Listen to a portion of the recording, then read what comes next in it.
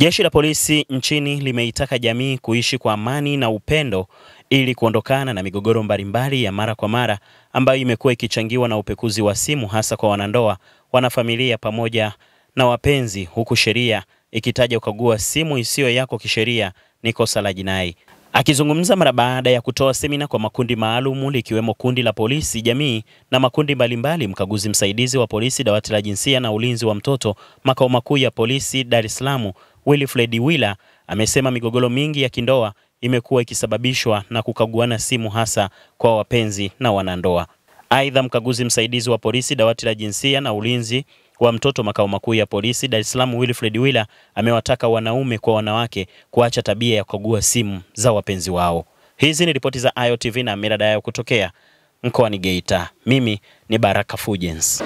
Kumekuwa na changamoto kubwa sana katika familia, hasa mke na mume kugombaniana simu, ambapo unakuta mwanamke au mke anagombania simu ya mume wake na mume anagombania simu ya mke wake. Sio kwa nia njema, ila kwa nia ovu, kuamua kwa lengo la kupekua simu ya mwanamke huyo au mwanamume huyo ameongea na nani au amefanya mawasiliano na mtu gani. Ikumbukwe, mujibu wa katiba ya Jamhuri ya Muungano wa Tanzania, kila mtu ana haki ya faragha, usiri wa taarifa zake na mambo yake anayoyafanya. Yeye kama yeye ana faragha yake yeye kama yeye. Kwa hiyo bila ridhaa yake, kama yeye hajaridhia hicho kitu kiwe kinajulikana kwa watu wengine, unawewe ukaamua kukipata hicho kitu kutoka kwake kwa njia isiyo halali, unakuwa umeingilia faragha yake na ni kosa la jinai. Ni sahihi, mke na mume ni mwili mmoja katika dini, katika imani tunaamini hivyo, lakini je, ushawahi kwenda kusajili line yako ya simu kaambiwa una cheti cha ndoa? Wewe na cheti cha ndoa, unaenda na cheti chako cha kuzaliwa maybe au na namba ya NIDA. Hii inamaanisha kwamba ile line ni ya kwako wewe, sio ya familia, sio ya mke, sio ya mume, ila ya wewe ambaye umeenda kusajili. Mimi Wilfred Wila nimesajili line yangu ya simu, ni ya kwangu mimi. Hata akichukua Juma akaenda kutenda kosa kule na ile line yangu, nitakamatwa mimi kwa sababu mimi ndio mmiliki wa simu hiyo. Kwa hiyo kuwa mke na mume haimaanishi kwamba simu hiyo ni ya mke na mume, ila simu ni ya mtu mmoja kwa matumizi yake binafsi. Kwa uelewa wangu mkubwa, sio tu makao makuu, mimi nafanya kazi mkoani, ndoa nyingi zimevunjika na migogoro mingi katika ndoa imetokana na mawasiliano. Ukiona mke na mume wanagombana, ukiona mke na mume wameachana, ukiwauliza chanzo ni nini, mke atakwambia nilikuta message ya mapenzi kwenye simu ya mume wangu.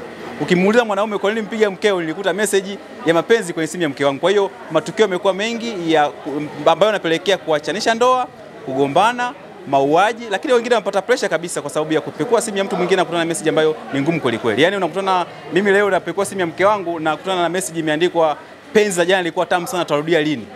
Hiyo haiwezi kuwa kitu rahisi kukibeba katika nafsi ya binadamu. Mwisho wa siku unafanya maamuzi ambayo sio sahihi. Kwa hiyo ni shauri usipekue simu ya mtu, usifanye doria kwenye simu ambayo sio yako.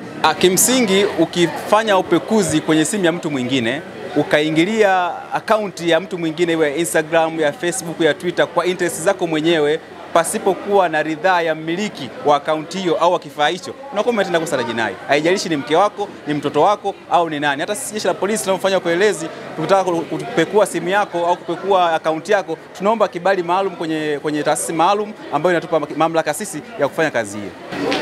Napenda kuhitimisha kwa kusema ni kosa la jinai kufanya upekuzi kwenye simu au akaunti ya mtu mwingine bila ridhaa yake. Haijalishi mtu huyo ni ndugu yako, ni mtoto wako, ni mzazi wako, ni mpenzi wako au mke wako au mume wako. Kama hajakuruhusu kupekua, hajakuruhusu kuangalia akaunti yake na kitu gani, unakuwa umetenda kosa la jinai.